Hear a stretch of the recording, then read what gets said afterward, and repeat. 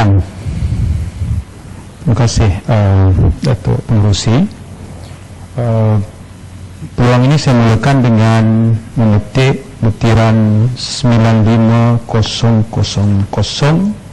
One Malaysia Development. Datuk Pengerusi, saya merujuk kepada wawancara antara Ketua Pegawai Eksekutif One Malaysia Development, Encik Syahrul Halmi, yang tertera dalam akhbar Millennial. Ketika ditanya tentang berapa banyakkah dana kerajaan yang telah disuntik kepada One Malaysia Development, jawapan Ketua Pegawai Eksekutif ialah One Malaysia Development has never received any cash injection from the government beyond its initial 1 million perak capital. Dia tak pernah terima sebarang suntikan dana daripada kerajaan melebihi 1 juta. Pada muka surat 188 butiran 95000 ini, peruntukan perbandaraan untuk One Malaysia Development ialah 400 juta. Daripada jumlah anggaran keseluruhannya 1.11 bilion. Ya. Yang ini saya memerlukan penjelasan daripada yang berhormat Timbalan Menteri Kewangan yang ada dalam Dewan masa ini, ya. Itu satu. Yang kedua ialah semakan terhadap laporan audit One Malaysia Development memaparkan sejumlah keuntungan 439.83 juta. Tapi tidak, dalam laporan audit itu tidak dimaklumkan sumber keuntungan tersebut. Cuma bila saya baca dalam wawancara Ketua Eksekutif One Malaysia Development Bank, disebut keuntungan itu dicapai dalam tempoh yang sangat singkat. Ditanya, how did One Malaysia Development achieve this? 400 juta tadi, ya. Jawapannya ialah datangnya daripada disposal of investment di dalam joint venture company dengan Petro Saudi. Ya, baik. Kita inginkan penjelasan lanjut berkenaan dengan pelaburan dalam bidang apa yang membawa keuntungan dalam tempoh yang sangat singkat bersama Petro Saudi, yang sebenarnya tidak banyak diketahui tentang kewibawaan syarikat ini. Itu perkara kedua berkenaan dengan One Malaysia Development Board. Pada masa yang sama, saya juga ingin melontarkan beberapa pertanyaan. Apakah kerajaan ada memberikan status pengecualian cukai kepada One Malaysia Development? Apakah kerajaan memberikan pengecualian sepenuhnya kepada One Malaysia Development? Dan apakah rasional kerajaan dalam hal ini? Ya. Ini perlu kerana apabila kita menyemak dalam laporan audit One Malaysia Development Board ini, One Malaysia Development Berhad ini, kita dapati bahawa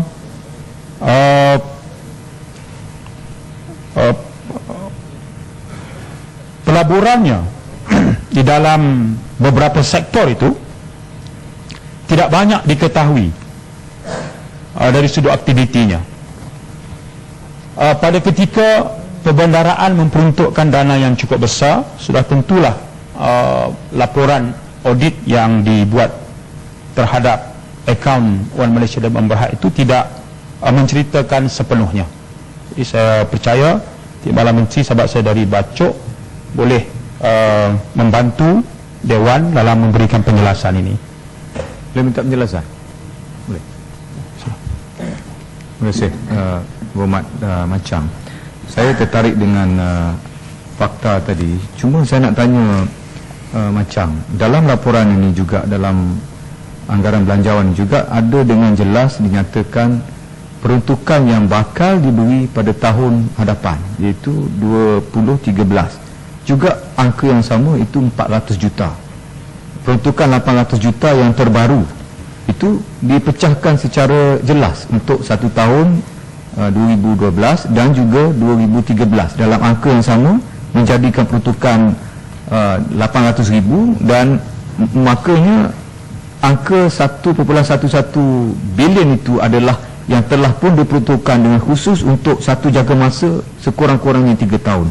Dan lanjutan daripada itu, saya nak tanya Macang, pandangan Macang, keuntungan yang dikatakan dilaporkan dalam laporan audit dan juga disebut oleh pihak berkuasa One Malaysia Development Berhad yang mengatakan bahawa keuntungan 439, menyatakan bahawa keuntungan ini dalam bentuk capital gain, yang jelas tidak ada bidang pengenaan cukai yang akan dikenakan kepada One Malaysia Development Berhad. Persoalannya, saya nak tanya pandangan Macang, adakah perlu kerajaan memberi layanan sebegitu tinggi, sebegitu besar kepada One Malaysia Development Berhad, sedangkan mereka ini dah tentu keuntungan ini tidak subjek dalam pengenaan bidang cukai kerana capital gain, apatah lagi tentang keuntungan yang disebut asset disposable tadi di luar negara. Saya nak tanya pandangan Macang. Terima kasih. Terima kasih sahabat saudari Indra Mahkota. Makanya tadi saya membangkitkan persoalan di awal membicarakan dan menyentuh di bawah butiran One Malaysia Development Berhad ini, kerana ketua pegawai eksekutifnya kata tak ada capital injection melebihi 1 juta, ya. Itu dalam milenial 11 Oktober 2010. Tapi dalam peruntukan perbendaraan ini angka itu besar. Satu. Yang kedua tadi, seperti disinggung oleh sahabat saudari Indah Mahkota, apakah ada satu keistimewaan yang diberikan kepada syarikat ini yang munculnya agak mendadak dan tiba-tiba dan mendapat keuntungan yang cukup besar. Tidak salah kalau dia melakukan disposal of investment. Cuma kita ingin tahu, barangkali syarikat-syarikat GLC yang lain boleh belajar daripadanya. Ya, dia mengeluarkan bond 5 bilion ringgit dalam tempoh 30 tahun Islamic Medium Term Notes ni, ya. Dan keyakinan pembeli bond itu tinggi, sebab itu dia dapat membiayainya, ya. Lalu kalau kita tengok, mereka juga mempunyai perkongsian yang cukup baik, a solid partnership dengan Petro Saudi ini, dan dia tentulah nak memanfaatkan jaringan networking antarabangsa Petro Saudi, terutamanya dalam industri tenaga di rantau-rantau lain. Jadi ini antara perkara yang Timbalan Menteri, saya percaya, bersedia untuk berkongsi maklumat kepada kita dalam Dewan ini. Apalagi kerana dia memberikan komitmen yang besar, Datuk Pengerusi, kepada program CSR. Itu 100 juta, besar. Kalau dia mampu memberikan dana bantuan CSR yang begitu besar, kan, maknanya keupayaan kewangannya itu kukuh. Pada masa yang sama, peruntukan perbendaraan kepada syarikat ini juga agak besar, ya.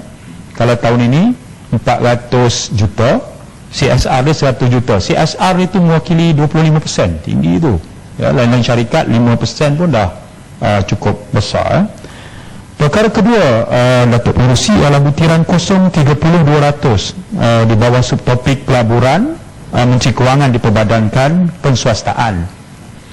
Saya merujuk terus kepada projek second Penang Bridge yang menggunakan special purpose vehicle, iaitu jambatan kedua Pulau Pinang, second bridge. Itu adalah syarikat Menteri Kewangan diperbadankan. Ada beberapa perkara yang saya nak penjelasan. Yang pertama yang saya faham ialah jambatan kedua Sdn Berhad ini, dia bertanggungjawab untuk mereka bentuk, membina, mengendali, menyelenggara dan akhirnya mengutip tol menerusi kaedah BOT, bina, kendali, pindah, dan tempoh konsesinya 45 tahun. Ya, apakah Timbalan Menteri bersedia pada tahap ini berkongsi formula kadar tol yang akan dikenakan, kerana jambatan ini sudah pun mencapai tahap siap 62%, melampaui tahap yang sepatutnya 61%. Maknanya dia ikut jadual, dan hak untuk tanggungjawab untuk mengutip tol konsesi 45 tahun adalah kepada jambatan kedua yang berhad. Kita ingin tahu apakah formula yang akan memberikan nilai kadar charge yang akan dikenakan oleh terhadap jambatan ini. Datuk Pengerusi, saya juga di bawah butiran ini tadinya menyentuh berkenaan dengan pembabitan subkontraktor Bumi Putra kelas F yang sangat kecil. Ini adalah jawapan Menteri Kerja Raya terhadap soalan saya minggu lepas.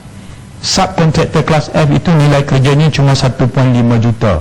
Di Pulau Pinang ada 1,800 kontraktor kelas A dan kelas F untuk pengurusi.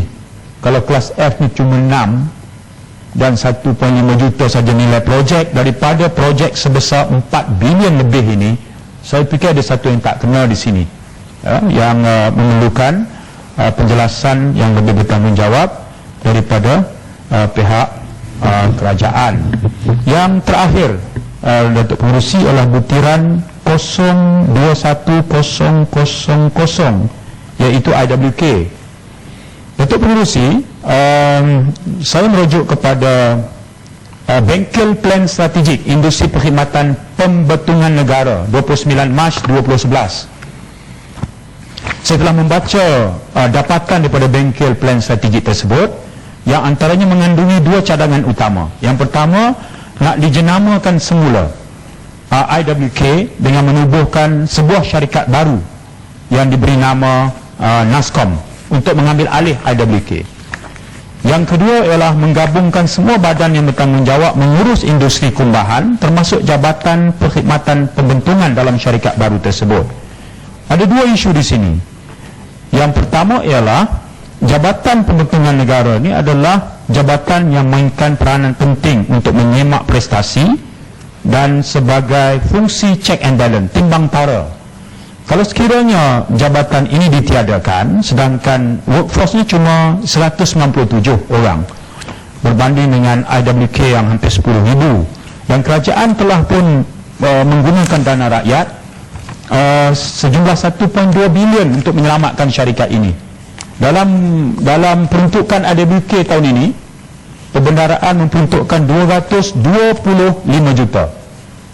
Jauh lebih besar berbanding tahun lepas, 150 juta, tahun sebelumnya 150 juta, tahun sebelumnya 150 juta. Dia dah jadi macam the black hole of Calcutta. Tak ada jalan keluar terhadap kemelut ini. Ya, dalam suasana itu pun saya percaya bahawa cadangan yang dibincang dalam Bengkel Plan Strategik, yang dokumen itu sampai kepada saya, soal menjenamakan semula itu semacam menunjukkan tidak ada kesungguhan di pihak kerajaan untuk benar-benar menyediakan jawapan terhadap isu IWK ini. Satu, dana rakyat dah banyak diguna pakai. Yang kedua, prestasi IWK dalam laporan audit adalah termasuk JLC yang rugi. Yang ketiga, dia masih bergelut dengan masalah teknologi yang rendah, mutu perkhidmatan yang masih lagi bermasalah. Dalam keadaan itu, kita terus memberikan peruntukan dana yang besar, dan ada satu saja jabatan yang bertindak sebagai timbang tara, itu pun nak ditiadakan. Apakah benar idea ataupun dapatan daripada bengkel ini yang diurut-urutkan akan dilaksanakan? Datuk Pengerusi, terima kasih.